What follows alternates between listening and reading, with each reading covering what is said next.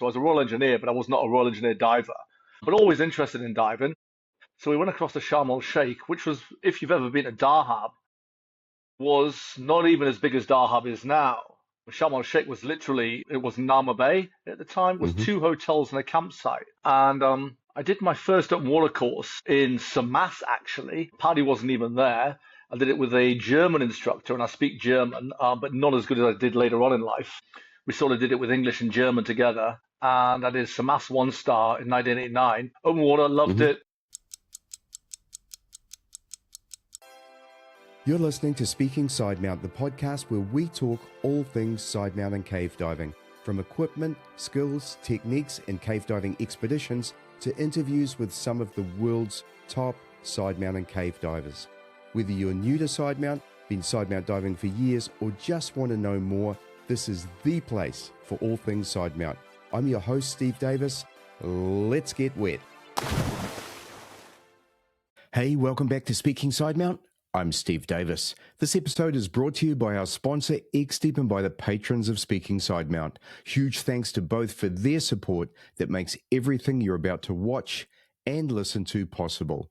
Look out for the XDEEP Exploration Support Program mid-roll in this episode. Now, before we get too far into this episode, I want to take a moment to remember two very special people we've lost recently, Michael Menduno and Nancy Easterbrook. I only knew of Nancy, but I knew Michael. He was a huge supporter of Speaking Sidemount and someone that I was privileged, like many in this industry, to call a friend.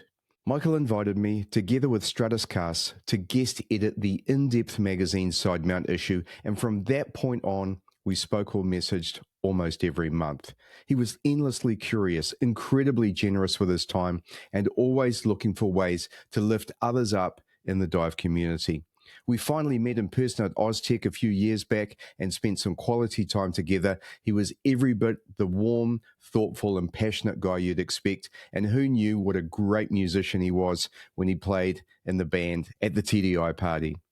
His influence on diving journalism, on technical diving, and on divers like me will be felt for a very long time.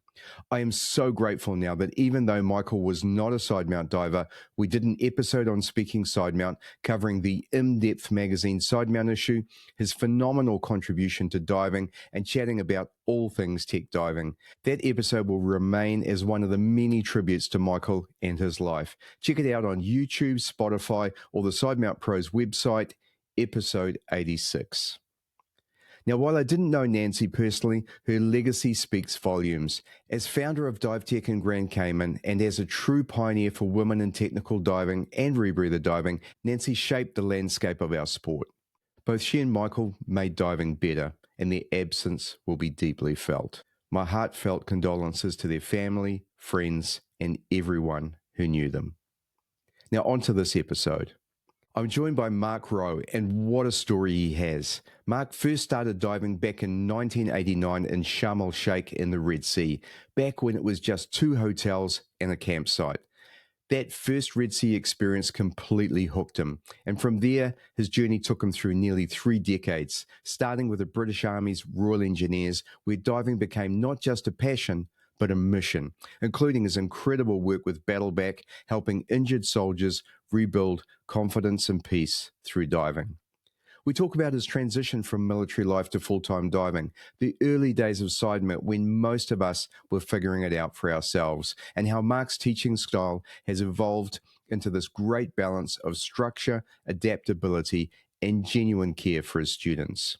We also dig into how the online dive community has changed, what makes a great Sidemount instructor, and why rebreathers, especially Sidemount units like the KISS Sidewinder, are shaping the future of technical diving. Mark's now based in Lanzarotte, teaching everything from open water to hypoxic trimix, and it was just awesome to connect with someone who shares the same passion for doing things the right way. So take a deep breath, relax, sit back, and join me in my conversation with Mark Rowe in this episode of Speaking Sidemount.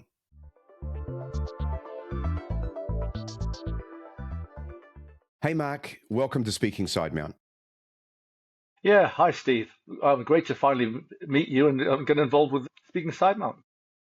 Awesome, mate. As we talked off mic, we've both known of each other for quite some time, mainly through Sidemount forums and various things that we've done online. But great to meet you in person. You have such an interesting background. Like some of it kind of crosses over mine as well. So I think we're going to have a bit of fun talking about various things that we've done and so on. But from what you sent me in terms of your background, what captured me first was you started diving way back in 1989.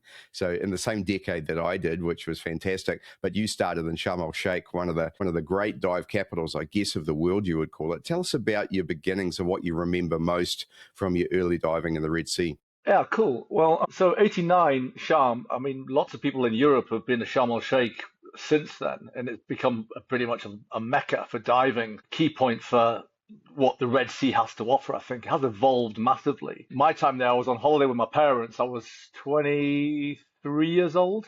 You've aged yourself now, you know that, right? Yeah, sorry. Well, that's fine.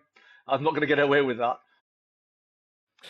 So I was a Royal Engineer, so the Royal Engineers are the military's divers predominantly, not the Navy. The Navy divers look on the boat. So I was a Royal Engineer, but I was not a Royal Engineer diver. But always interested in diving. And we went across to basically do the beach bit. So we went across to Sharm el-Sheikh, which was, if you've ever been to Dahab, was not even as big as Dahab is now. Sharm el-Sheikh was literally, it was Nama Bay at the time. It was two hotels and a campsite. And I did my first open water course in Samas, actually. Paddy wasn't even there. I did it with a German instructor, and I speak German, but not as good as I did later on in life. We sort of did it with English and German together. And I did Samas 1-star in 1989. Open water, loved it. Fish out of water, I suppose, realized what I'd missed, rented a camera, a Nikonos camera, which my instructor went, wow, literally the day after I finished my course. Took some horrendously bad film footage, but that dialed in my buoyancy. And he said to me straight away, for an open water diver, your buoyancy, I wanted to get those shots because I was a land photographer. But yeah, literally, we went to Ras Mohammed. Anybody listening that will know it very well. It's a very famous national park for diving there.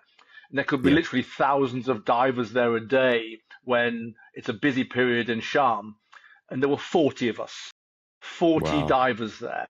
And when they were busy, they would use the fishing boat. One of the local fishing boats would take on extra divers and take them out because they'd run out of spaces on the actual dive boats. So it was just absolutely mad times, really quite basic stuff. Yeah, so that's how I got started. And I literally, it's not like diving in UK, if you don't like Sharm, particularly back in the day where there weren't not many divers, if you're not sold on it there, you're not sold on it anywhere. Yeah, that's brilliant. And I think it's really important early in your dive career that you get an experience like that. My personal one, I started diving here in New Zealand. Actually, I first got pushed underwater by my stepfather, Navy diver. I think it was 1978 or something like that. And he just gave me an experience of being 1.5 meters underwater and breathing through a regulator. I loved it. And I didn't really get a great chance to do a lot. But when I did my course, it was in the early 80s while I was in the Navy. And I got the chance to go out to the Poor Knights Islands, which is one of the epic dive sites here in New Zealand. You have good and bad days there. On a good day, it's as good as anything in the world. And I just happened to go out on my open water course on one of these good days with 35, 40 meter visibility. It wasn't a marine reserve then, but it's become one since. And there were fish everywhere. And it was just staggering to me. And so, that experience of having a great dive early in your dive career gives you a chance. I contrast that with a Stony Cove experience or something like that, where you've got limited visibility, cold water, and you've really got to be you've got to be pretty hard to get through that. So awesome. And I've been to Sharm. I've dived Ras Mohammed and the Straits of Tiran there, a couple of other places. It was a long time ago now, 2010, I think before my Sidemount days as well, but loved it. It was really, really good. I was very disappointed. They were supposed to take us out to the Tisselgorm, but the wreck, but we didn't go, and they made up some story about weather, but I think they just didn't want to go. So I was quite disappointed. Opportunity missed there. Well, interestingly, I mean, obviously Thistlegorm's a hugely famous wreck. And pretty much I dive, I've done lots of liverboards in the Red Sea now, and I'll pretty much dive Sidemount whenever I go. That's my thing. Just rent a second aluminium 80 and just dive Sidemount all week. But actually in 89, the Thistlegorm hadn't been rediscovered. It wasn't found until 91. Right. So Cousteau broken the mast off and Yes. taken the coordinates and everything else with him. The fishermen knew Yes. where it was, but they weren't telling anybody or weren't really interested. So it wasn't really discovered again for diving till 91, apparently. So Right. yeah, I dived Right. there again in 95. And that's where I went the first time. Brilliant. Yeah, bizarre. I was talking to actually Alvaro about early Cousteau and the influence that he had, and his the diving that they did in terms of the dive skills they showed, which was quite different from now, but also the things that they did. You know, it was a different era for sure. Let's move on a bit. You mentioned you're in the Royal Engineers, which is somewhat fascinating to me because of my own military background, but a little bit like me as well. You started as a sapper, I think, and then eventually became a Yeah. commissioned officer. And you mentioned diving while you were in the military. I had the same experience too. You dived. You weren't a diver in the engineers, but dived alongside your time there. I mean, just reflect a little bit on your time back in the British Army. So I was a holiday diver literally for Mm-hmm. 15 years. Mm-hmm. And then decided one day, I saw the light bulb went on, I suppose, and decided I wasn't diving enough and became a UK diver. Did dry suit and everything, and became a club instructor with the British Tobacco Club within basically a year of doing that.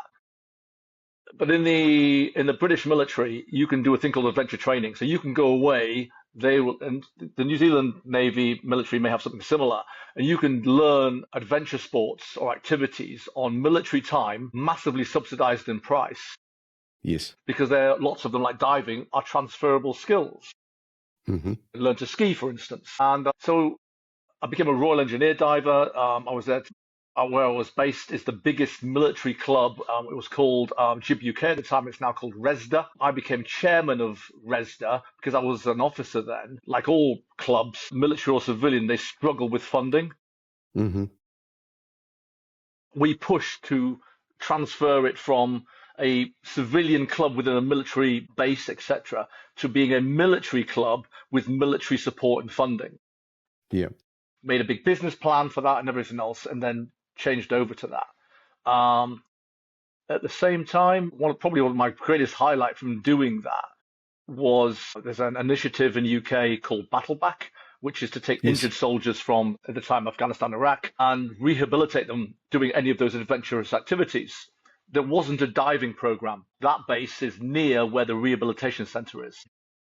And one of my colleagues was the Battleback warrant officer, and who's also an engineer, pinged me and said, "Oh, Mark, can we bring some guys down to do try diving?" Mm-hmm. Okay, yeah, we can do that. We got a pool, literally around the pool and everything else. So we had a first initial go.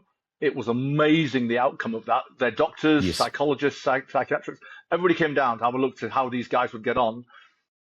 And literally that started a springboard of diving within the military. And it was JIB UK, RESDA, Sport Diving Association, that was instrumental in getting that started. And it was a good way for me to get South Coast, go diving. I'll probably go diving 2 weekends a month, much to Yep. my wife's annoyance, I suppose, and give back. So, I was with the club, all dive clubs, you might become an instructor, then you give back into the club what somebody trained you. You went up through the skill sets and everything else, and then you gave time back for nothing.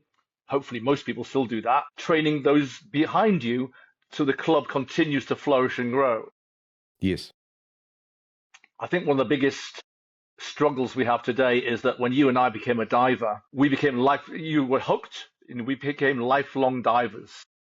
Diving, I think now the difficulty is diving is seen as an activity to try. Some people are hooked, but many people go tick the box and go, yeah, great, move on and do something else. There's nothing wrong with that.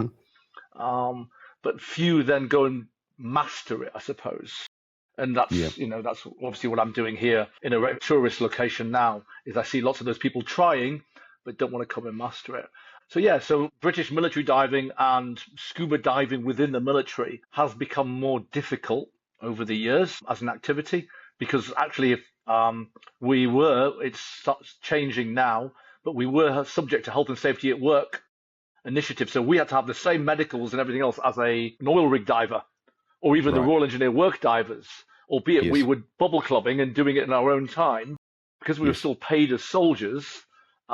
we came under those regulations, which made diving more difficult.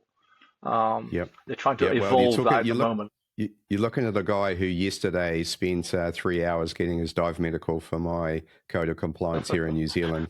We do it every 5 years, but yeah, we're subject to the same. It's run by a government organisation, WorkSafe, and every occupational diver, and that's from commercial divers to recreational instructors, has to go through the same process in terms of medicals. Yeah, it's look, I don't mind. I mean, especially given my mature years as well, it's not bad to see the doctor and get an oil change and a thorough kicking to definitely see what's working and what's not.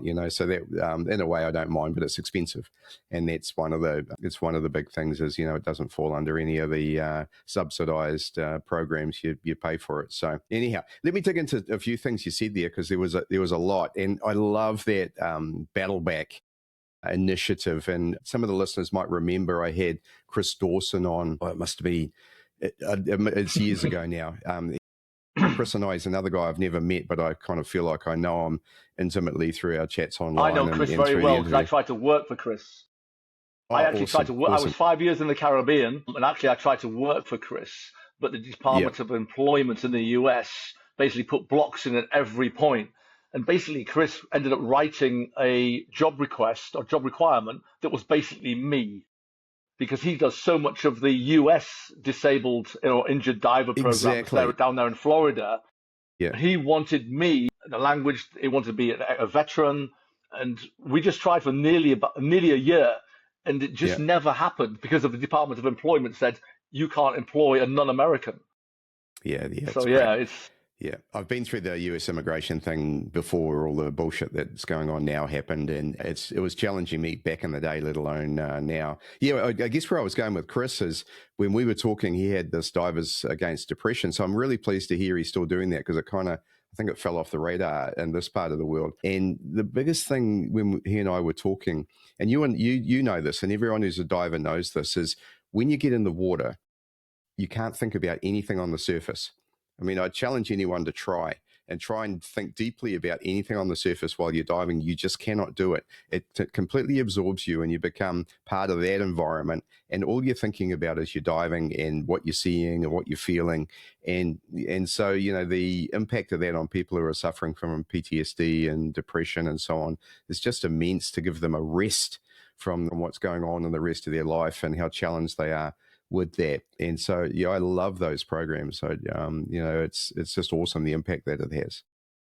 Well, I'll tell you a little story. So doing the battle back thing, we'd have these guys come down for tri-dive. And obviously they're amputees, all sorts of guys, and with lots of horrific injuries. We had one guy come down who was completely able-bodied. It was all mental. And he was a man-mounted Royal Marine. Mm-hmm. And in Afghanistan, the patrol he was on got blown up. And basically, he wore his best friend. His best friend died on top of him, basically. And he was damaged goods mentally. And he has to do this battleback diving program. Basically, his whole team of carers, physicians, psychologists, they all came down because you could not approach him from out of his peripheral vision. Because you surprised him, he'd knock you out. And he was a huge man. So you had to walk around and catch him in front. And they said, no, you put a mask on him, he'll have no peripheral vision and everything else. It's not going to work. He's going to fight you underwater. And we took him in and literally got him in the shallow end, tried him.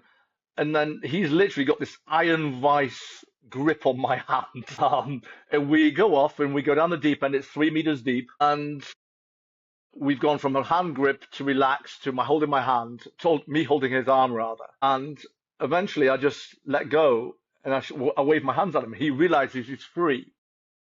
And the smile on his face, just from ear to ear. And we get back to the shallow end. And his psychologist went, I'm gobsmacked. I just don't believe that happened.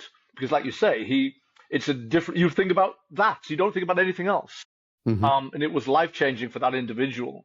And he came and did a load of sessions with us. Went on battleback expeditions abroad, which was super cool. Nice. So huge successes. So it does make a huge difference diving for those with PTSD and damaged minds, I suppose. Yeah. Yeah, brilliant. Yeah, love all those programs. Well, we've talked about your start in diving and obviously in the military, but this is Speaking Sidemount, so let's get into it. I understand that you taught yourself Sidemount back in the day. And Yes. so tell us a little bit about your experiences and firstly, why you did that. Also, I imagine it was cold water. So yeah, tell us a bit about your early dives in Sidemount. So I was already a tech diver, a twin set, quite normal and everything else background, diving UK. And I'd seen, like many others have, videos out of Mexico, Steve Bogarts and everything else. And wow, that looks, one, rule 4 scuba diving always looked cool. And it was like, that looks super cool. I was interested. I had aluminium cylinders from my tech stuff that I owned. So I just rigged them. And literally, I took a back mount single cylinder plate and wing, bungeed it down so it didn't tacho, and had a first go. And actually, I've got a picture somewhere. It's quite horrible. It looked nothing like Steve or any of the Mexican divers that were doing or being trained by Steve back in the day. And pretty early after that, somebody had Dive Right had produced their Nomad.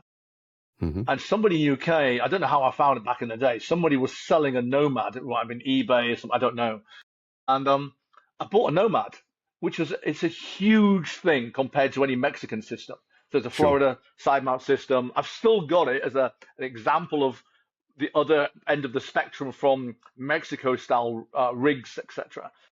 Yes. But actually, once I had a proper rig, was able to set it up much better than I'd done before. It's still not great. There's an initiative in UK called, gone now, unfortunately, called Tech Camp. Went to Tech Camp and actually won a Hollis SMS 50 side mount system there. Right. Which was great because I was a side mount diver badly at the time. Yeah. But then they were going to Dahab and going to do courses in Dahab where I did my Trimix instructor and learned proper side mount there. Guy you'll know of as well, Eric Brown, worked there. So Eric was one of the instructors there, along with Aaron Amaragirison, who does the truck stuff now. Yes. So and Jonas Samuelson. So they ran a series of courses. One of those was side mount, and I got proper training then, which really set me up. Still diving those two rigs, that really set my foundation correctly, which I believe. There's some great stuff online now, some which you've talked on previous podcasts and everything about what's available. Sure. Steve's stuff that he does now, I recommend his stuff to everybody. But self-learning is difficult, I think, to be honest. You can do it, but I think it is much better to get a proper foundation.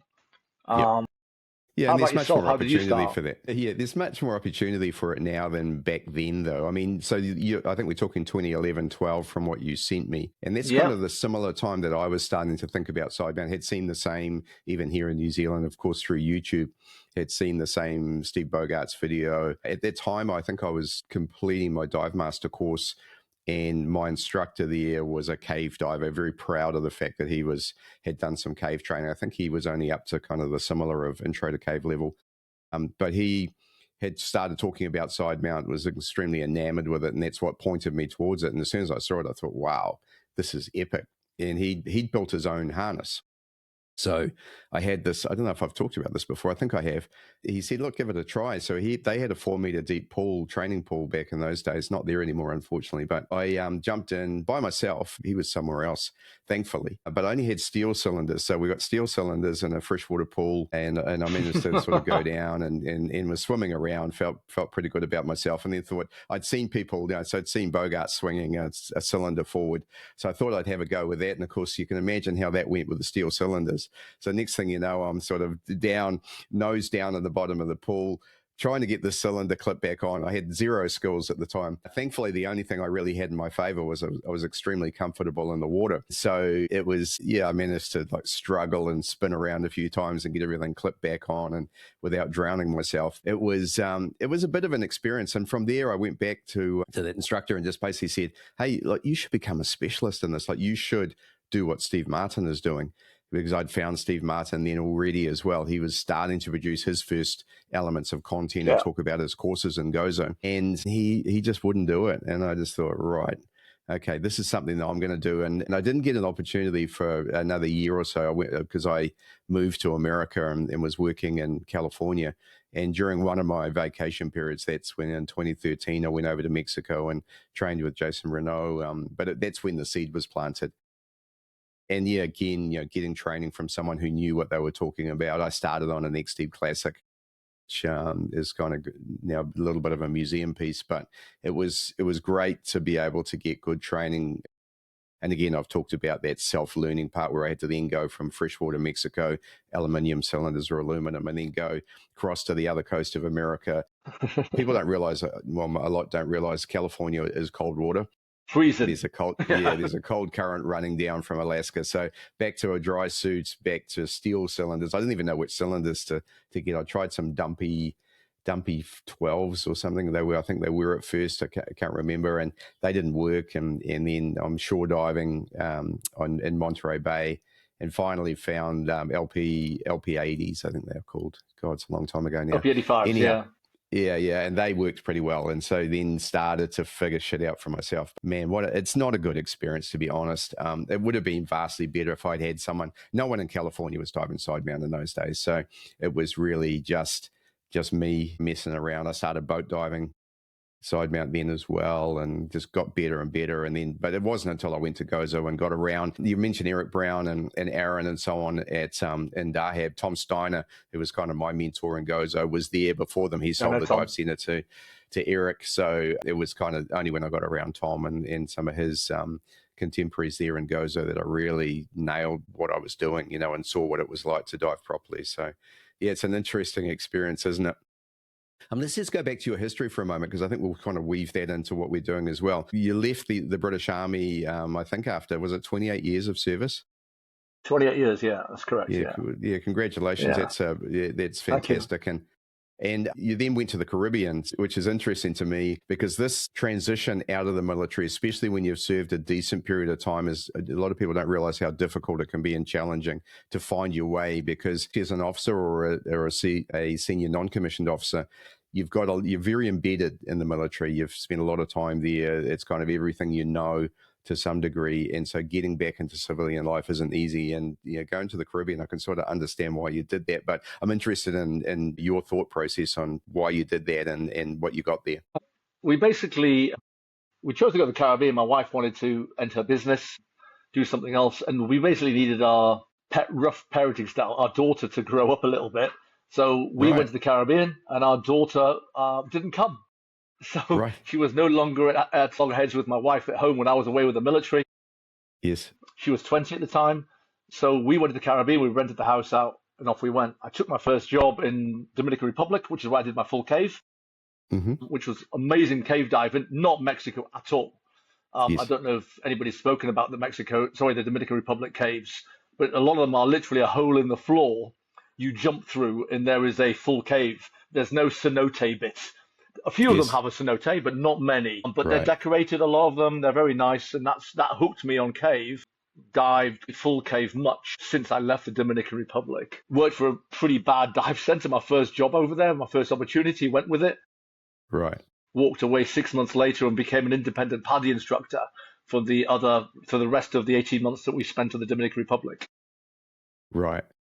Spent 6 months in St. Martin working, just quarantining our dog, and then I went to Dive Tech in Cayman, where I was there for 3 years. Dive Tech's like, if you know of Pinky Joe, she's very well around the world, very well known, great business. It was Nancy Easterbrook who owned it before that. They're both in the Divers Hall of Fame. Yes. Yeah, they're very well regarded. I've seen some of their videos on Kiss Rebreathers. Yes, correct. Sidewinder. They do some really nice material on that. As well, yeah. I mean, one of the aspects I suppose I bring with it, which is quite difficult for ex-military people to lose, I suppose, is to be relatively forthright. I'm also older than the average new diving instructor. Yes. Full-time. I was already an instructor, but full-time dive pro. Yes. And as Joe said to me one day, "You're not pink and fluffy enough for the American market." I said, "You're not paying me to be pink and fluffy. You're paying me to be safe." Yeah. If you do something wrong or stupid underwater, you'll have that chest-poking conversation in a relatively, not a military way, but in a relatively nice way, but a forthright way on the boat. Because if it was dangerous, I don't like that. I like safe first. Yes. Fun comes second, and not the other way around. So yeah, it was a great experience, the Caribbean. I loved every single minute of it. That's when I was trying to work in Florida at the same time. Didn't happen, unfortunately. That would have been a great experience to work with the disabled vets out in Florida with what's it called? His dive center now, Dan Dawson's. I forget now. I forget what it's called now. His dive center down in the Florida Keys, anyhow. But it just didn't happen. But it was a great experience, and I pretty much open water dive side mount whenever I'm guiding, and I still do that today. So I've got well over 5,000 side mount dives. Most of those ocean dives, they're not cave dives, but from the boat with steels and aluminiums, lots of gas. So if you've got a diver who's low gas, you can hand up a long hose. Or actually, if it's steel, if it's aluminium, I can give him the whole cylinder. Correct. That's why we do that. And it's a great safety protocol, just being able to have that enough gas when a diver runs low on gas. Rarely out of gas, but low gas happens quite a lot.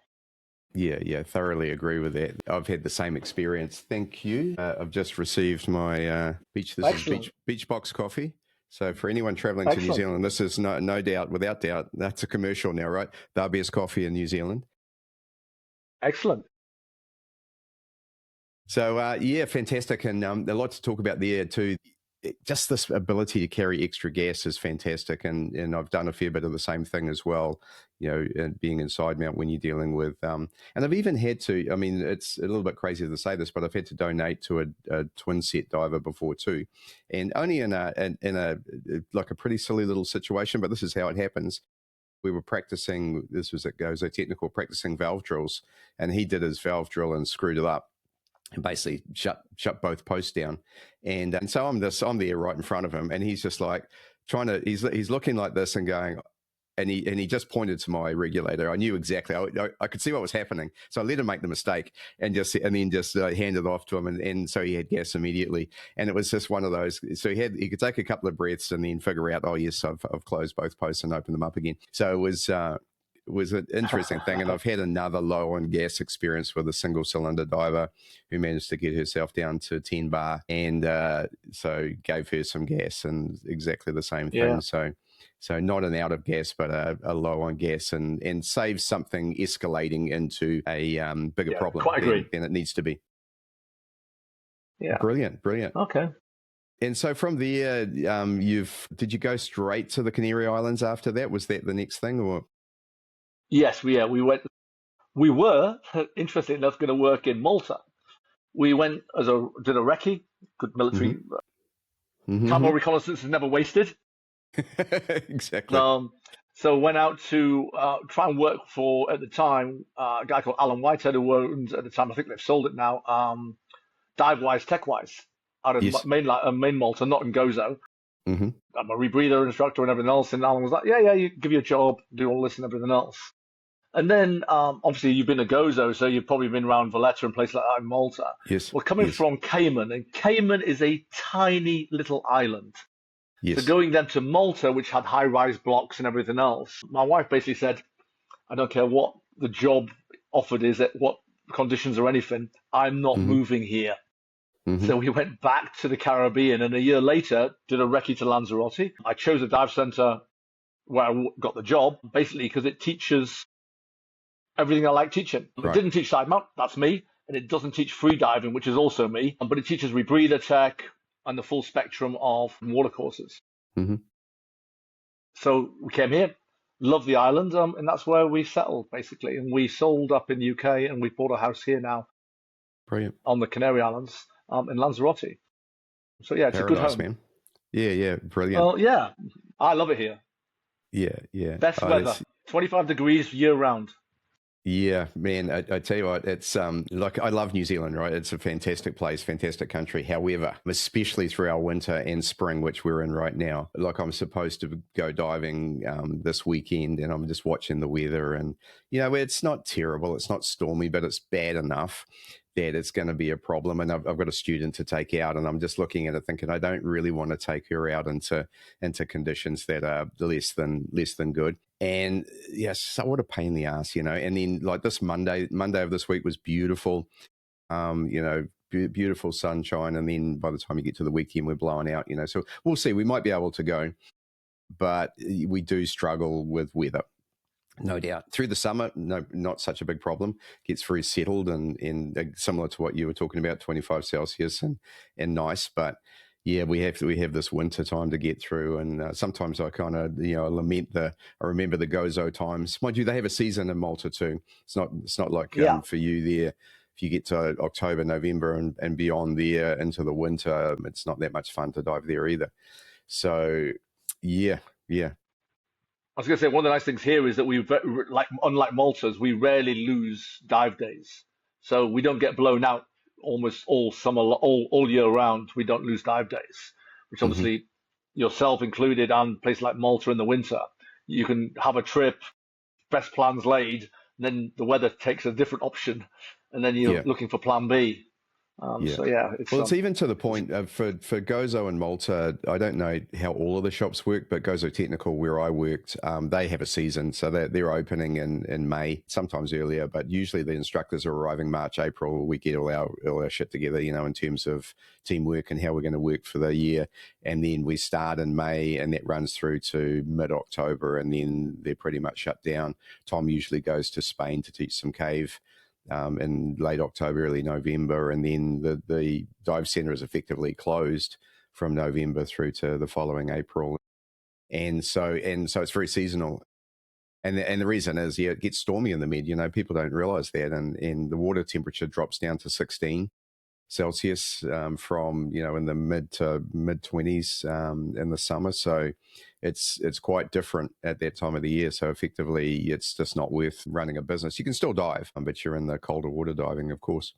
So interesting. Yeah. So let's carry on a bit then. Let's start to talk some more about Sidemount again. I mean, one of the things with you that is a bit different to me, and I think it's worth contrasting this, is that I think you're known for teaching across any Sidemount system that's going, and I think you've got 4 or so of your own and so on. And I think it is a little bit rare to do that, but let's talk about how you manage that, because obviously having students come to you and everyone's on a different Sidemount system, to me, would be really challenging. So talk a little bit about how you adapt across different, and we're talking harnesses mainly now, or side mount systems. How do you do that?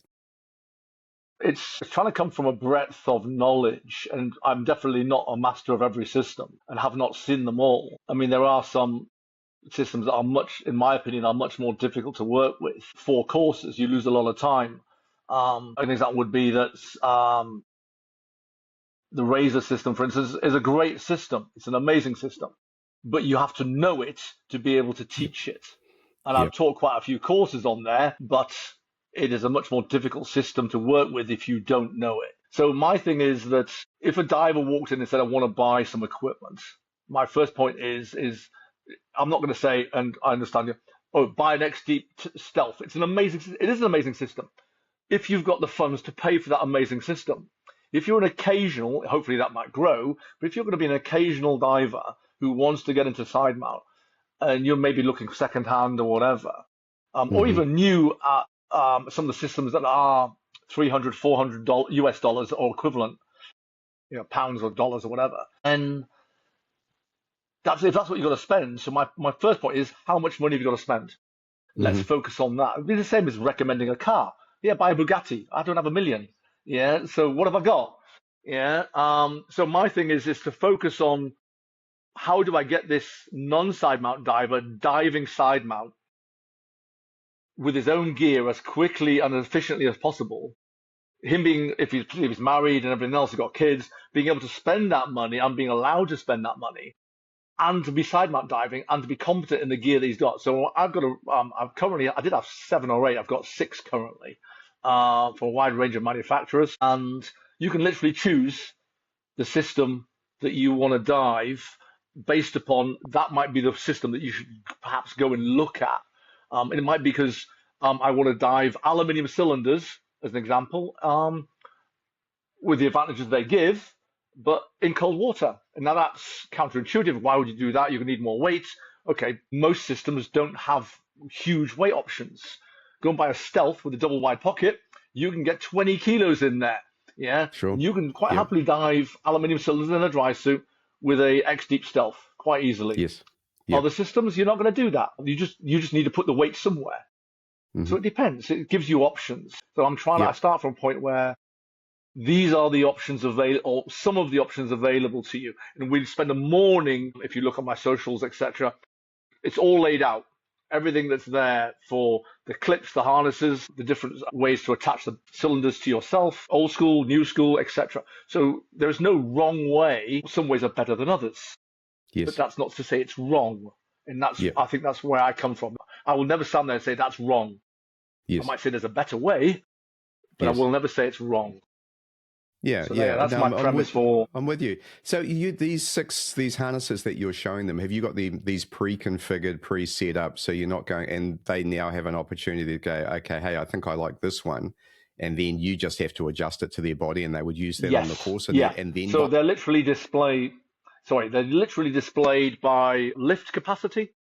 Yes. I then go through the weight options with those. They're all set up, as you say, with the harness so they can see it. I then have to obviously size and configure it to the size and shape of the individual diver. That might be a premise for which ones we choose. Again, if I look back at the stealth, we're predominantly diving wetsuit here, but not everybody who does courses here, he might want to learn be a dry suit side mount diver, and therefore bring your dry suit. So it might be driven by, if you're a big guy diving wetsuit, it's going to be a 5 or 7 mil here. You might need an option. These are the ones that have got the best weight option for your size and shape, or dive steel cylinders, for instance, as you know. Mm-hmm. So yeah, it's going through all of those specifics. So again, if the diver leaves and goes to buy something either online or ideally through a dive shop that can support them, that they can ask the intelligent question because they've been given the knowledge to do so, as opposed to just put that on, mate, that'll work, without going through any of the stuff. I don't believe in that. Yeah, that takes time to do, but it's the right training. Yeah. Look, I hear everything you're saying, and I really like that. It's not what I do. I'll be blunt. And so when somebody comes to me, I'll give them some option. Which harness should you use? Everyone knows I'm an XDEEP guy, and they also support me, which is great. However, as I've said many times before too, I started diving XDEEP in 2013 and have been through the classic.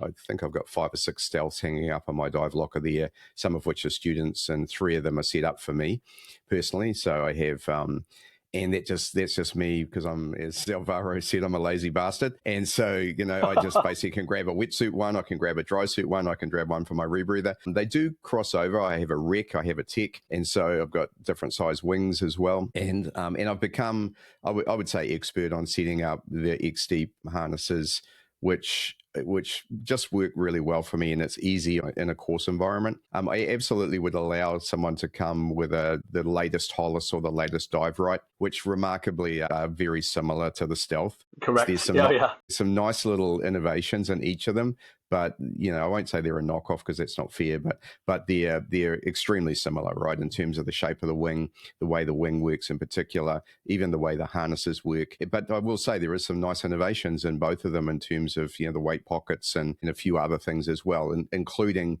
the XDEEPs get criticized quite a bit with the rear dump. It's there for a reason, and it works amazingly. But if you're like me with a bit of shoulder arthritis, then it can be hard to reach back, and some people struggle with that. Brian Kaycock talks about he's got short arms. I'm sure he won't mind me saying that. So that can be a bit of a problem, and others, driven by a lot by Ed Sorensen as well, who loves the shoulder dumps on them, the shoulder pull. And they've brought that in. So those ones, certainly, I haven't done a lot of work on them. This part of the world, there's not that many of them around, if any. But if they came with those harnesses, I'd be more than happy to work with them. If you start the Razor, you're right. The Razor is just a little bit trickier to set up if you don't know it well. That one piece of webbing, the adjustments of the shoulder and waist straps are a little bit tricky, but it's a great unit, Razor 4 especially. But then if you start to get to some of the older ones, I've got a student coming next week who I think has got an SMS 75 or 50. Yeah. And I'm really going to get her off. Well. Yeah. I'm really going to get her off that and onto she can use one of my student harnesses. It's just because it's just going to be so much easier to help her perfect her side mount diving. And that's what she wants. She wants me to help her get good. And this will be the fastest path to do that. But in the back of my mind, I admire what you're doing. And I think if I had more time and more and the ability to do that, I think it would be a great way to go. I'm just extremely conscious of how long it takes with a class of 3 students and 3 different harnesses. And it's So it's kind of almost like a back to the lazy bastard thing. But and I know the stealth works, and it works. It works. I've dived it everywhere, right? Dry suit, wetsuit, aluminium cylinders, steel cylinders, different sizes. I know it works on all of them. So that's kind of my perspective. But as I said, in the back of my mind, I'm going, Steve, you should be able to do these other harnesses as well, and I'm just not. So it's. No, I was interested in I hear discussing you. that with you. No, my fix-all is the stealth. Stealth is the stealth. The XDEEP Hmm. stealth is I can give it to big guy, small, not too small a person because it's the stealth tech, Yes. but it pretty much fits everybody, all the weight requirements and everything else. So people say to me, "What should I buy?" I said, "Well, if you buy the large double pocket, if you only want 4 kilos to have in a wetsuit and aluminum cylinders to fit your trim, you can put all 4 kilos in the bottom pocket. You're Yeah. sorted." I says, Yes. "But if you've got a different weight setup, you don't have those options. You can leave the Yeah. rest. Yes, it's slightly bulkier, empty, but it gives you options others don't give. So Hmm. it is my go-to solution. So I hear you. I just like to explain the nuances of where we got Yeah. to and why some of the systems are. If you said buy that, as most people who dive as stealth would tell you, yeah, buy that, mate, because it'll do everything you ever want it to do, and it's true, it Hmm. will. Hmm. I mean, they're built like tanks. Yeah. Yeah. So yeah, And they're they a great last as setup. well. Yeah, I've Oh still yeah, got my 2013 harness here. I don't use it anymore. That's the classic. But when the Stealth 2.0 came out with the new style in 2015, as soon as they came out, I ordered a bunch of them. And so I've still got them. And I think I did a second order in 2018. So all of my harnesses are 20. Oh, in fact, I lie. One of them I got from Ed Sorensen in 2019. So all of them are 6 years old or older. You know, they're still in great condition as long as you keep them clean. I don't even really service the dumps or anything like that. I mean, you just keep them clean, make sure you don't get salt water buildup or anything, and everything works great. Yeah, terrific. Thanks for that, because as I said, like, there's no right or wrong, and I kind of feel like I'm a little bit on the, you should really know more about those other styles of harnesses, and I love that you do that, and I was interested in how you actually physically make it happen in terms of a course. So I think you've explained that really well. Let's take a quick break for a word from our sponsor. There are places where the light fades and only the bold keep going. Where silence surrounds every breath and every moment matters. This is the world of underwater exploration, the last frontier. It's the world XDEEP was made for.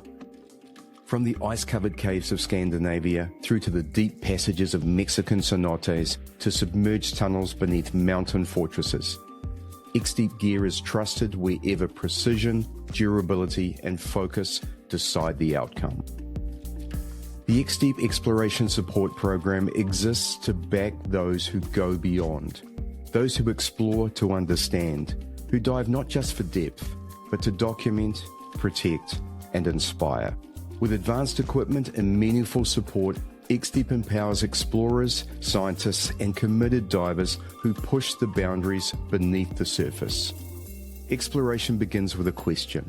Progress begins with action. Lead your path with XDEEP.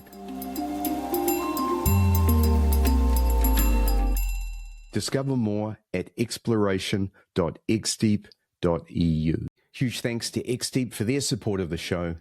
Let's get back to this episode. Let's move on a little bit, because this right and wrong thing is kind of cool as well, because you're pretty active on a lot of the Sidemount communities. And so I'll see you up there every now and again. And way back when I started Speaking Sidemount 2018, I was pretty despondent with the state of the online chat and community. There were a lot of people being shot down. You posted a picture yeah. of yourself, the keyboard divers would come out and give you a hiding. I always thought that was wrong. So part of Speaking Sidemount was to create a positive voice around sidemount diving. You know, if somebody doesn't look good in the water, it means they need training, right? Or they need some help. And I think the way that I've seen you express yourself online, you're very much coming from that direction, that you're looking to help, you're looking to give what I've seen to be good advice. And how do you see it right now? Because I think it has changed a bit, but how do you see the current state of the various Sidemount Facebook pages and so on in terms of the discussion on sidemount diving? So I know people, you'll know him as well. Gary's been on there, Gary Dallas, a very good Yes. friend of mine. So he's come off doing that sort of stuff because one argument would be, why would I give my time and effort and my knowledge for free? I totally respect that. That is a point you can look at. I also think that whilst I can help somebody, it's very difficult with a picture. It's a bit easier with a video, for instance, or a description of the problem. You think, okay, try this, try that. There's a lot of, as you said, there's a lot of keyboard warriors out there. And there is a part that would go, yeah, I agree to a point, go and see an instructor. They'll go and fix it. The negative part of that is the world is full of badly trained, badly experienced side mount divers selling their wares to side mount potential divers who don't know any better. You're an instructor, you're a side mount instructor. Why wouldn't I go with you? Because you don't do it very often. I'll give you an example. I would not teach cave. When I was in the Dominican Republic, I could have become a cave instructor, but we were going to leave, and I would not teach cave. Why wouldn't I teach cave? Because I don't do it enough. Yeah. That's it. I don't do it. Go to somebody who does it, bread and butter, every day. Totally. So you can go online, and again, Steve Martin, there are some amazing content to help a student. I tell people, my side mount divers, I go, this relationship is open. I have a thing called diver for life or buddy for life. Yep. Yeah. If I train you, you can be my buddy for life. You can ping me a message and I'll help you anytime you want, any issue. Yeah. I do the same. But I tell them, go and look at Steve Martin's stuff. That's me in front of you explaining how do I set up my steel cylinders the first time when I learned Lanzarotte with aluminium cylinders in a wetsuit. Now I'm in a dry suit at home. Didn't do that bit. Now I want to learn. How can I do that? Well, that might be. And there's so much content. It comes back to your focus on one system is probably very good, because if you go and buy that, you set it up, it's great. There's so much information, so diverse. It's not like putting on a BCD and just going back mount, off you go. Yes. They're so different. Cylinders are different, how to set them up. So the world's full of keyboard warriors that should know better. And we can all be positive and help, as opposed to inflame somebody and just say that looks horrible. As a professional, first part is be professional, I think. Why would somebody come to me if all I do is slag somebody off online? That once that's out there, it's out there. And I don't agree with that. Yeah. Yeah, and the way the world is right now, I mean, I think Facebook's gone to shit in terms of being a tool in general. However, I mean, the only thing I really use it for is diving now. And it's a great promotion tool and a great keep in contact tool. I mean, you and I can converse via Facebook Messenger, and I think it's excellent for that.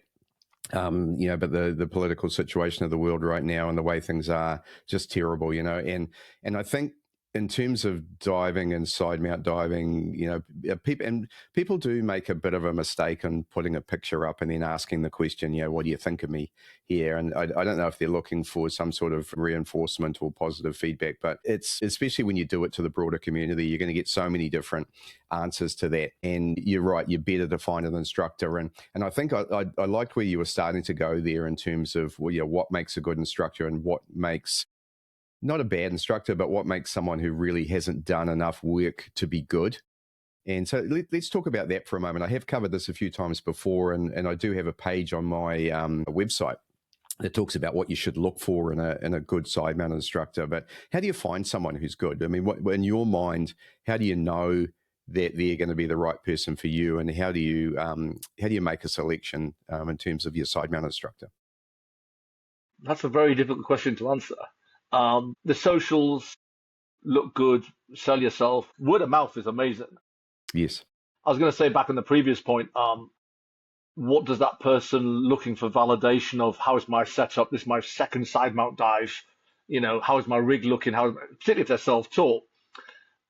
Why? Because you want to be in the side mount club. You want to belong.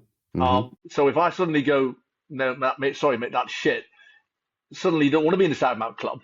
Yeah. Yep. And I want you to be in my club. But equally, the people that promote should try and be the best that they can be at what they're doing. And equally, if you're not a very good instructor and you know you're not, and I've taught quite a few instructors, is go to this person, they're great. Can I come along and co-teach? I've done that a few times. I've signed my instructors Sure. here on island, and can we co-teach? Yeah, Yep. absolutely. Yep. Because then the Yep. little tips that you go, why is that like that? We have that discussion, and he gets that knowledge transfer across. If all Totally. you're there is to, you do a 2-day Sidemount instructor course as part of your IDC with a PADI course director I'm a Sidemount instructor, Yeah. and I can teach you to be a Sidemount instructor as well. Well, yeah, no, sorry, you're just doing the whole thing disservice there, I think. You Yeah. went from Yeah. literally zero, you're now a Sidemount diver, and tomorrow you're a Sidemount instructor. Basically, because the system allows you to do so. Yeah. But Yeah. the problem is the gear. The gear is so complex, setting it up. You and I both know if we set it up correctly dry, out of the water, it'll be 95% correct when I'm in the water. If it's set up badly on land, it will be horrible in the water, literally. And then you're trying to regain that time. They don't feel great and everything else. So yeah, Yeah. I don't know how I honestly don't know how, because there is a lot of Sidemount instructors out there now. There are. Yeah. I've talked about this a couple of times. Excuse me. I think the first thing is we've got Sidemount instructor positioned in the wrong place. And in fact, Sidemount diver is positioned incorrectly as well, and that it's a dive specialty. So, and specialty, as you know, specialty instructor training is really during your IDC, you say, which specialties do you want to pick up? I want dry suit, I want rec, I want deep, I want nitrox, I want Sidemount. That's wrong. Well, the others seem to work. Sidemount, no, because of the reasons you just espoused, which is it's really difficult to set up. It takes a lot of time to learn this as a diver, let alone be able to teach others how to do it. And unless you've been through like a lot of training, followed by a lot of Sidemount diving, followed by some more training, you're not going to make it. And I kind of liken it. It's not like Rebreather. I think it's a bit more like Intro to Tech in TDI, if you can relate to that, where this Sidemount is your introduction to 2-cylinder diving coming from a back mount single cylinder. And so now we're teaching you redundant gas, we're teaching you all the extra gas, we're teaching you all of the things that come with this a twin cylinder setup.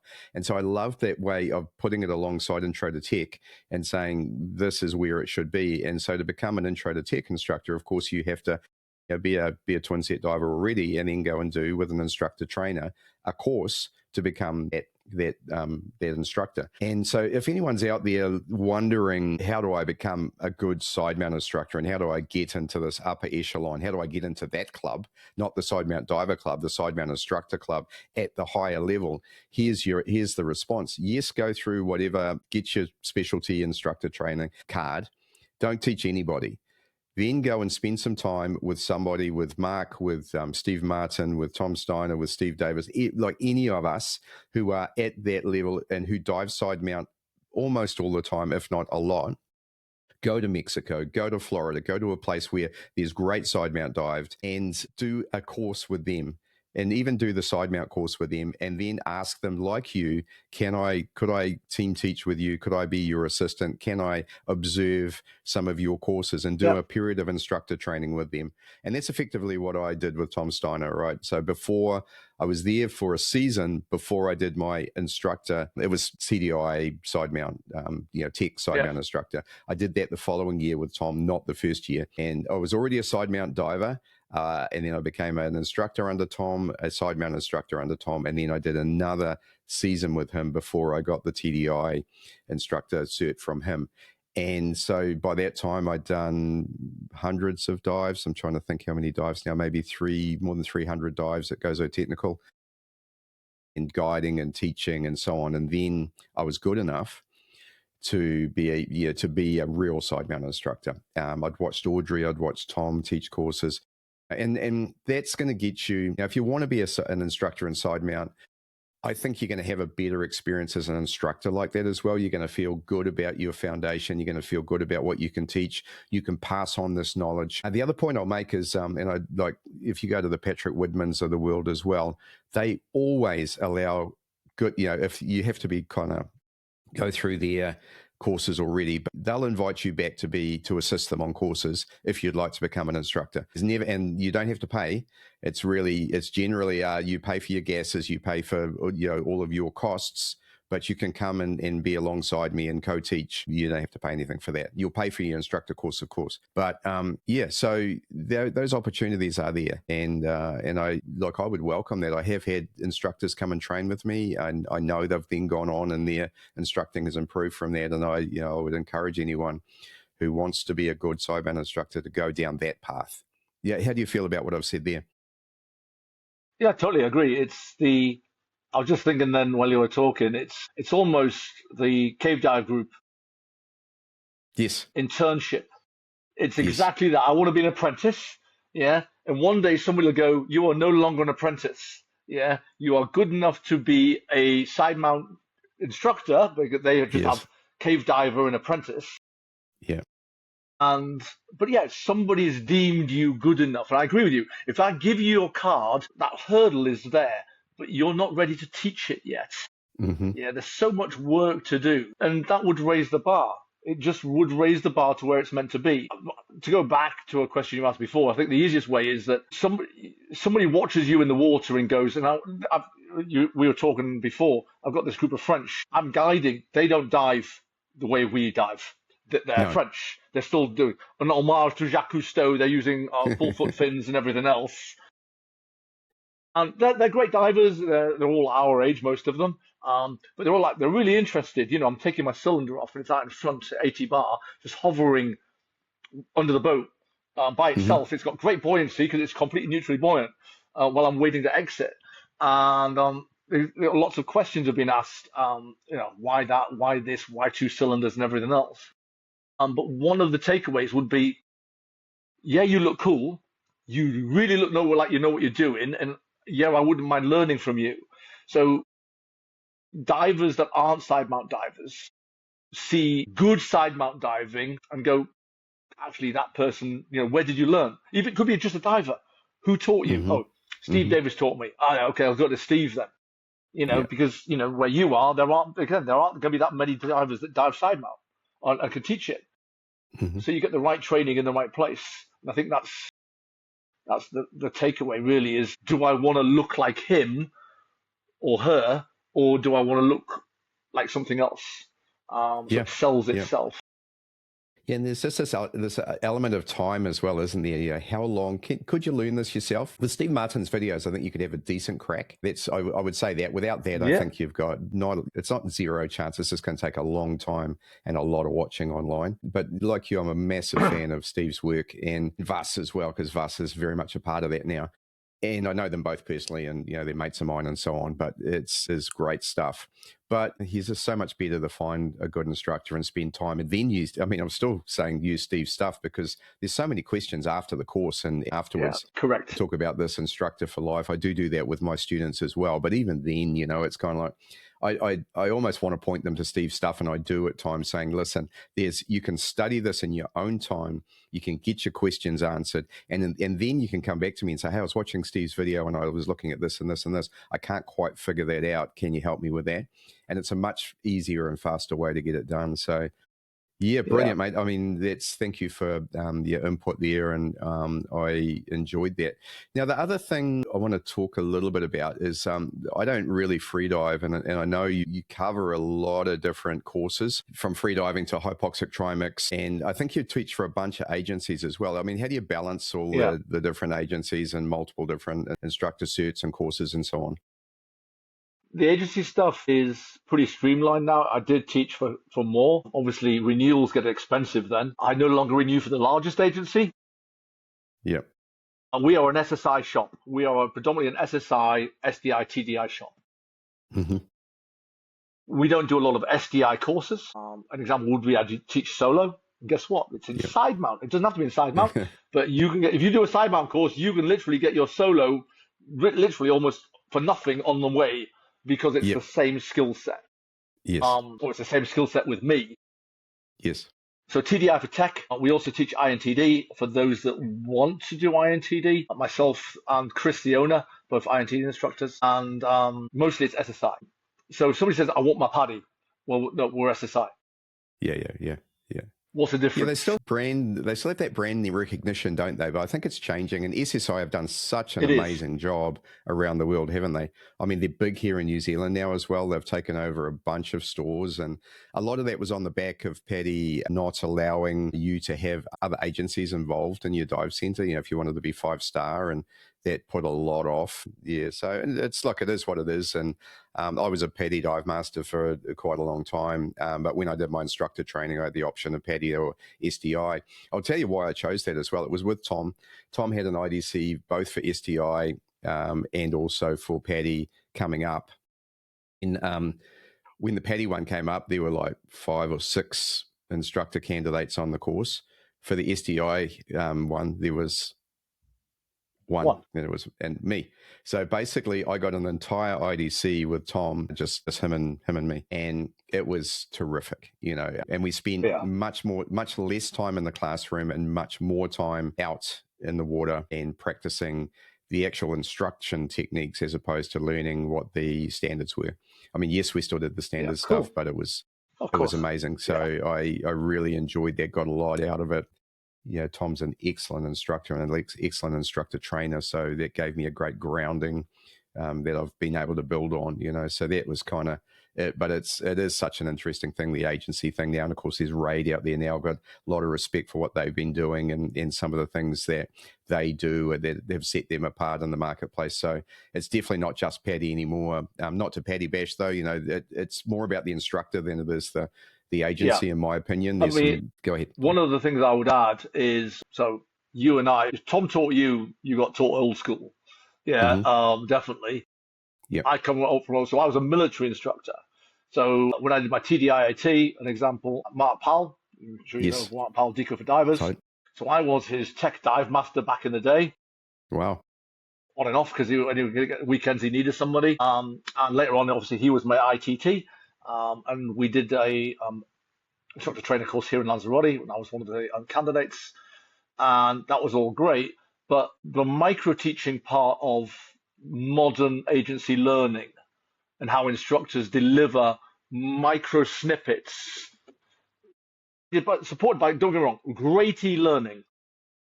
I think you've lost a fair amount of that instructor-student relationship because we're not classroom teaching anymore like we used to. Predominantly, you go and learn a lot of it online, and then we top up with micro teaching, there's nothing wrong with that, but it still has to be done right. But it's, you know, when you look at the objective, the reason why, and the what for's for each objective that you want to do, or each goal or skill that you want to do, some of those things are not taught. They just go, you're doing this. Yeah, but why am I doing that? What's the objective of that? You know, what's the so what? And that's my thing is, what is the so what for that? If there's a so what, and I haven't told you, then I've failed as an instructor. Yeah. There is always a so what. Exactly. And so I think, multi-hats I've streamlined, but I do think I teach for great agencies. I really do. Yep. I love being a TDIIT. Yep. We don't, as you'll know, that tech is a very small part of scuba business, about 10%. Yep. We teach everything here, rebreathers and everything. So and that's obviously all TDI or INTD predominantly. And we don't really teach, albeit they have a full program, SSI rebreathers. We can. Chris, the boss, can teach SSI if somebody wants an SSI certification. But pretty much within standards, and that's a key point, you're going to get Chris's course, whether it be INTD or SSI or TDI or same with mine, you're still going to get my cut on that course within the standards. Yeah. And I'm sure you do exactly the same.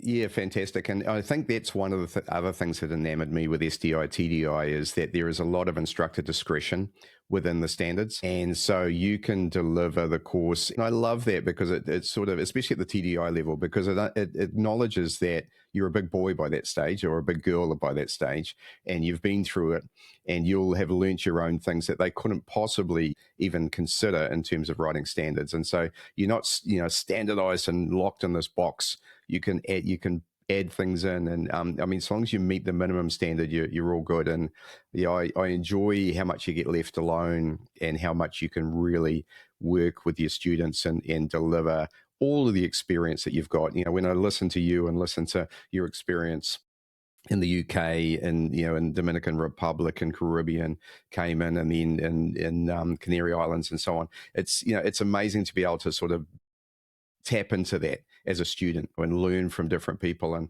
I've spent a lot of my dive career learning from different people from different perspectives, from Tom, from some instructors here in New Zealand, from John Chatterton for my wreck diving, you know, very different, man, totally different, you know, and listening to him and his stories are just, you know, somebody almost always dies in his stories, which is the hard part, but he delivers it in a way that the lesson gets across, right? And so, yeah, amazing to spend time with him, and then to train with Ed Sorensen, another absolutely no bullshit guy, you know, tough man, but an absolute immense human who, you know, who's just, you know, again, one-on-one. All of these have been one-on-one.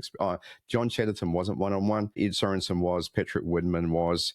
You know, learn from those guys, and all very different. Patrick trained with Ed as well, which is interesting in itself. You know, that's some humility there from Patrick to yeah, he went and did his Sidewinder training there. So that's how the Sidewinder story started, is Philip Lehman found it. Patrick thought it was crap and said so, and said, no, I don't think that the unit's going to be any good for us. But they were looking for a cave diving rebreather, and then Patrick had been diving a whole lot of other models and hadn't really found one that was going to suit him for all of the diving they wanted to do. Philip said, I think the Sidewinder's the one. So they went to Ed, did the training, and Patrick, of course, got turned around to the point that he and Piotr at the XDEEP, you know, bought KISS. So that's how that all came about.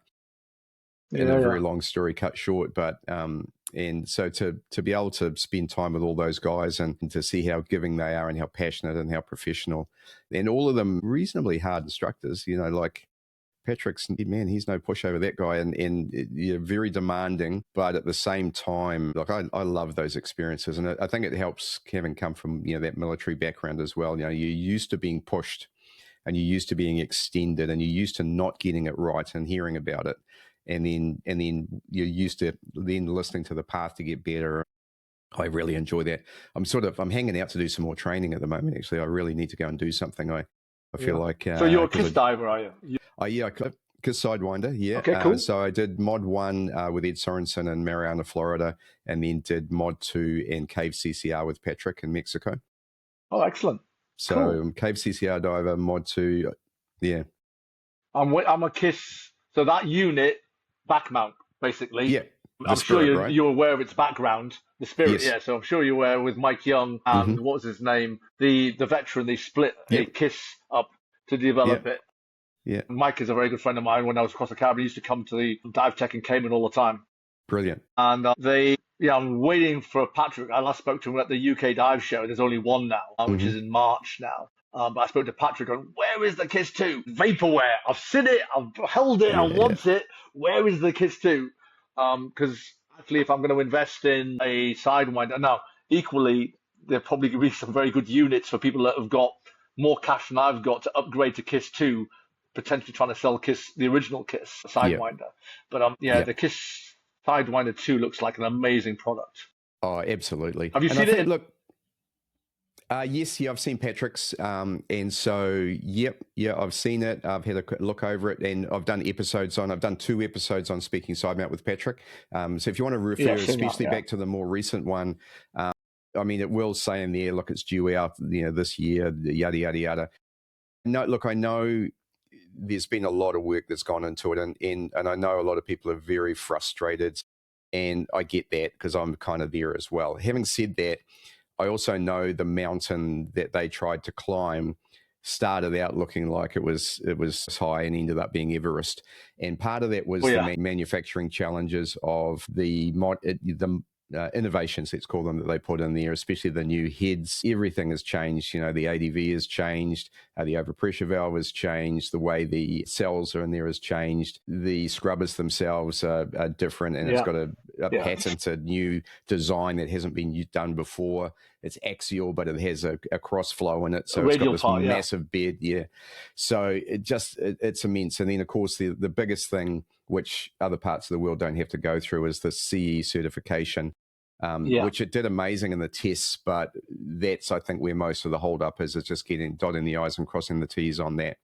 So I'm sure it'll come soon. In the meantime, Skander Caulfield did a really good article on what should you do right now, Sidewinder 1 or Sidewinder 2, and he's in that situation as well, where he's teaching Sidewinder. I don't know if he teaches mod 2. I know he teaches mod 1. And this decision, should I get a 1? I can give you my perspective on the 1. The 1 is a great unit. And I don't have a massive CCR background, so let me start with that. Having said that, I've done a lot of dives on the Sidewinder 1 now, and I love it. It's I've cave dived a lot with it. I've open water dived, saltwater with it a lot as well. I've had my issues, of course, but along the way, it's just such a cool unit to dive as a side mount diver, because it just goes right on top of your standard harness. I use the same harness that I use for open circuit. I've got a couple of loops in there. I just clip it on, and I can set the Sidewinder up on it. It's nice in the water. Worker breathing seems fine to me. The 2 will be much better, of course. Yeah, and I've done some epic dives on it. It's a great unit. So, I mean, if you need something now, then the 1 is there. That apparently, and I look forward to hearing more on this, there is an upgrade path from the 1 to the 2 as well, where if you've got a 1, you get some. Might be talking out of turn, and I might be this could be hearsay. So put some brackets around this and say this could be Steve just talking. But I think there's some kind of upgrade path where if you've got a 1, it's easier for you to get to the 2. Okay. But anyhow, look, it will come. If you've got other rebreathers right now, you probably wait for the 2, especially if you're not cave diving, and you're not doing overheads where you need the low profile, et cetera. Yeah. But it's exciting. Yeah, so look forward to it. Yeah, I mean, I've done Liberty Sidemount, which I really enjoyed. That's another great unit, because it's one advantage is you can hand it off. Yep. So you literally can, it's self-contained, as you know, and it's just like an aluminium 80. So I can literally just put it down or hand it off or whatever I need to do. If I know people who dive 2, which I think is very excessive. I could never afford 2 rebreathers. Yeah, they find a way. It's a very nice unit. So yeah, it's definitely the way ahead, I think. I've got a question for you. What's your thoughts on where open circuit side mount depth ends? Yeah, good point. I'll explain why I asked that. Yeah, SSI put a limit on there of 60 meters. Oh, really? Yeah. Yeah. So there was only to non-moxic. Having been at Gozo Technical and seen side mount hypoxic courses taught, and having been on the boat and been safety diver for those courses, I'm not trained to that level. So I stopped at the normoxic trimix, both open circuit, and at this point on the rebreather. If I was going to go deeper, I'd definitely do it on the rebreather now. But you face some of the same challenges, which is, hypoxic trimix is a 5-cylinder, open circuit is a 5-cylinder dive with travel gas, and you're typically your 50 and your 100. And managing 5 cylinders is not trivial in side mount. No. So I sort of understand why they've done that. And you do start to wonder, there's real estate on your back. Should you be really doing this dive back mount? And certainly everybody who has run into this in a cave scenario as well is now diving a side mount rebreather, because, this ability to I mean, yes, you still need bailout gas, but your ability to stage cylinders in a cave really mitigates some of that as well. So I kind of understand why. I certainly personally would not do a hypoxic trimix course in side mount, just because it would be such a pain in the ass. And you'd be struggling with, I know with Tom as well, we tried to do a dive on the South Wold. It's about a 70-meter bottom there, and as part of the hypoxic course, might be a bit deeper, but we got blown off weather-wise in Malta in summer. It just needs a little bit of things not going your way to make that a much more challenging dive. So yeah, sorry, I've rambled on a bit, but that's No. Answer the question. I'm in agreement. I mean, I think there are very few people. Thomas Mitchell, which we chat online quite a lot. So he's a skilled technician. He's a technician of the top 1% in the world of side mount divers. Exactly as I describe them. Very few people have got the ability to handle more than 4 cylinders. 4 is easy, in my opinion. 4 is great. Yep. That's comfort zone stuff. But 6, for instance, very few people have got, unless you go and practice a lot, which most people are not willing to do. I don't want something to go wrong on that drop below. My deepest is 80 meters. My deepest side mount dive is 80 meters. But very few people have got that. If it goes wrong, you got all these cylinders, all these regulators and everything else. That's not a time to go in. I should have practiced more in the shallows. So I think 4 is a good cutoff for side mount. Go rebreather after that. You can do some amazing dives with 4 cylinders. And look, I mean, the truth is, even with a rebreather, you're going to carry the same cylinders. The good part is you can carry less gas. So you can carry smaller cylinders for a start. You can use LE40s instead of 80s, That then becomes quite a bit easier, actually. And depending on the environment, you can leash them as well. And so there's lots of cool stuff you can do. The other thing that we didn't mention is just the cost of helium now and how expensive an open circuit dive would be, and just watching the bubbles go and with dollar signs on every single one of them. I don't know how much it costs there. Here now, full trimix dive is going to cost you around 900 euros in gas for about 12 minutes at 100 meters. Yeah. So, that's 50, 60 meters open circuit. That's a sweet spot. Yeah. Deeper than that, rebreather territory these days. I'm sorry, it just is. Well, even a 60-meter dive, let's say you're going to do a 30-minute bottom time at 60, you've got a lot of helium that you need for that dive as well, right? You're going to get back to 21 as quick as you can, or 28, or whatever your first stop is. I couldn't comprehend. I mean, the only trimix diving I do now is on a rebreather, and that's why I did the course. Was going to Truck Lagoon and diving the Oiti, doing a 65-meter dive there, loving it. But watching the rebreather guys, I gave myself 15 minutes of bottom time at 65. Wow. Yeah. And then, I think I had an hour or so of deco, maybe a bit more. Watching them stay for 30 and then watching how efficient their gas was and watching them use the same cylinders the next day on the San Francisco Maru at a 55-meter dive versus me having to go and get them refilled. And, it's just, I mean, I guess that was going to be my closing questions is, what do you think the future is? And I think we're talking about the future now of both side mount diving and of any type of diving is rebreathers. There was a time when I think they were, let's not call them dangerous, but there was a lot of fatalities and a lot of issues. They haven't gone away completely, but certainly I think it's becoming safer. Is that fair to say? Yeah, I think so. I think a rebreather, back mount or side mount, gives you options in time. Depending on, if it's the 3 H's on a rebreather, then obviously you have less time. But anything else, breathing off the mag, check my PPO2, I've got time. I can fix my problem without. If you have a failure at 100 meters on open circuit, you have got very little time. So I think rebreathers have got massively much safer. I mean, I dive and teach JJ, which is a 4x4 truck of rebreathers. It was designed for Baltic Sea diving. It does deep ocean stuff amazingly, and it's just a workhorse. You're not going to take it into small spaces, and it doesn't travel well because it's a big unit. It's not the heaviest unit, definitely, but it's not a Sidewinder either. But yeah, they are a lot more reliable. And I also think the training has got much better. Yes. Since Rebreather Forum 3 and the agreements across, some of those standards that have been sort of agreed across the agencies now, some of the old and bold may not be particularly happy with, but they have made for better, safer training and therefore potentially better, safer rebreather divers at the end of that.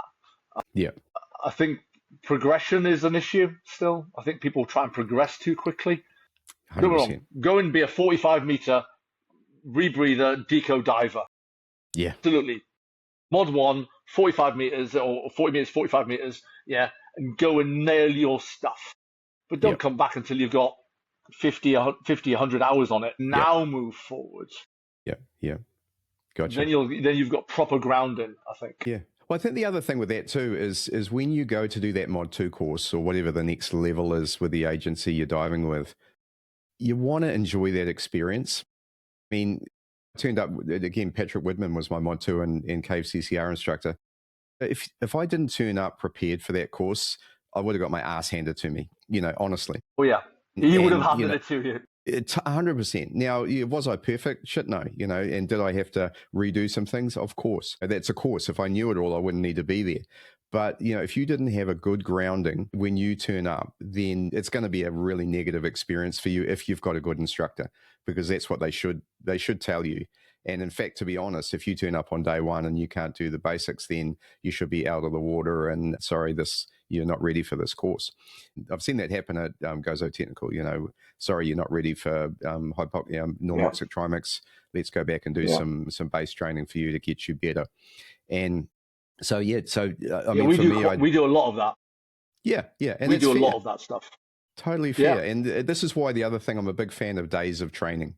It's not a course. The course doesn't cost any particular amount of money. It should take you this many days. It might take you more. It could even take you less, generally not, but you just have to be prepared for I need to train for as long as I need to train to get it right. So that, because let's not forget too, especially with rebreathers, I think open circuit's quite forgiving once you get to a certain level, but rebreathers are not. So this is your life. You want to be good at the end of a course. You want to have everything better than, you want to be second nature for all of your safety drills and emergency drills. And so your life is on the line, literally, right? So, you screw it up and the consequences might not be good. So I 100% agree with what you're saying there. I think tech got a lot more accessible for those that want to access it, but also particularly younger divers who want to, and you've invested seriously in a rebreather or whatever brand it is, they want to run before they can walk. There's if you excuse the expression, particularly if you're on men, there's a certain amount of willy waving of I've got my normoxic or my hypoxic ticket or whatever. I mean, if I actually said, most, particularly open circuit, I've got my hypoxic ticket. Most people, they don't dive open circuit hypoxic. Why? Because it's expensive. But you're stood there waving that card going, and I'm not interested. What do you actually dive? That's the same with rebreather, is if we were humble and we move forward when we should move forward and actually said, I'm not ready for this, then actually most of the students who turned up would turn up prepared, as you quite rightly with Patrick. Patrick runs a hard course. And so does Tom, to be honest. Yes. They're both great trainers. So, you had a great foundation. Yeah, and it was sort of deliberate. I think back to, I actually tried to train with Steve Martin when I did so I tried to go to Gozo to train with Steve, and it was kind of one of those periods where Steve wasn't teaching that much. He was very focused on his online stuff. And so I kind of got, I guess you won't mind me saying this, kind of wishy-washy response and couldn't find a time to get with him. And then I'd seen Steve had been very complimentary of Tom, particularly around decompression diving. And then I just, again, this is if you're an instructor too, put some video up, because it was Tom's videos of him diving with Audrey and that I saw and thought, he dives like Steve. You could see the standard there. And so I thought, let's reach out to Tom, see what happens. And sure enough, like everything came together. I don't for a moment regret any of that. I probably should have gone to Mexico though. I think it would have maybe changed my life a little bit, but I didn't know so much about the instructors who were in Mexico and at that time. So ended up in Gozo and loved it. But I think I'd probably be there now as a cave instructor. What an interesting turns in your life. I'd probably be a cave instructor in Mexico if I'd done that now.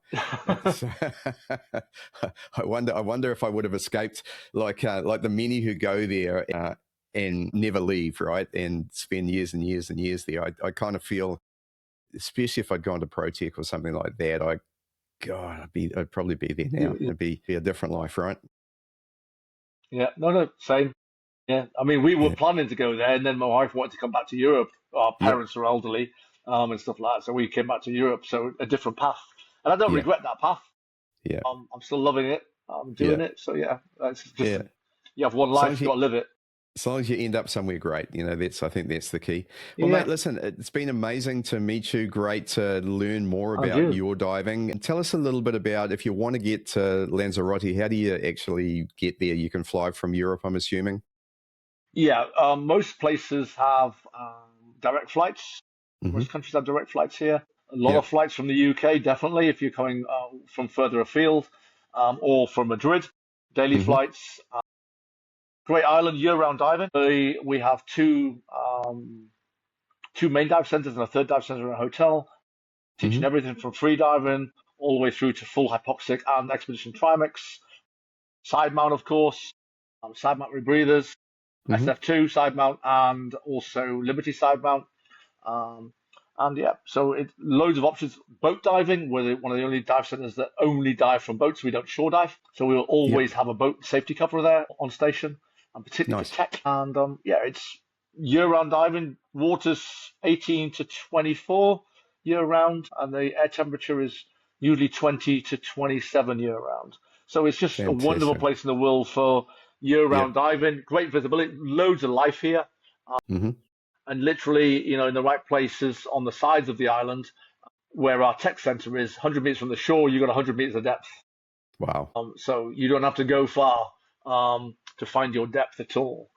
So it's a Yeah, pretty and magical place in the world for the name scuba of your diving. cool. So the name of the dive center is Rubicon Diving and Calero Rubicon. Diving. So you can Okay. find those both online. Calero is in the town of Calero, and Rubicon is in the town of Playa Blanca in the south of the island. It's a Yep. pretty small island. And we have hotel deals and everything else to support everybody, pick you up, drop you off, uh, Brilliant. daily Brilliant. dives, all year round, basically. If someone wanted to reach out to So you you for can reach diving, out. The easiest way is office email would be info@rubicondiving.com. brilliant. You can get me at mark@divebritain.com Hmm. anytime. That's my personal email. And yeah, just reach out if you want to get in contact. I'd be happy to help you. Brilliant. So yeah, great speaking with you.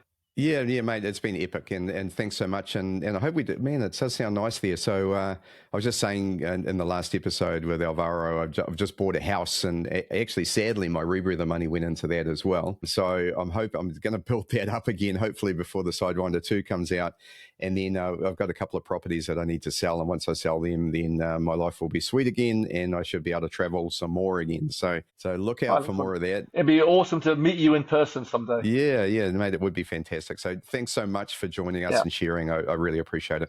Yeah. No, great speaking with you, Steve. Thank you. You've been listening to Speaking Sidemount from www.sidemountpros.com. If you like the podcast and would like to support the show, then why not become a patron of Speaking Sidemount? For as little as $5 per month, you can become a part of the Speaking Sidemount team, get exclusive early access to all of the episodes, and help us to deliver the very best sidemount, cave, and technical dive content available. Just go to www.patreon.com/speakingsidemount for all of the details. The address is also on our Facebook page, listed in the podcast notes. Thanks again, and we look forward to you joining us for our next episode of Speaking Sidemount.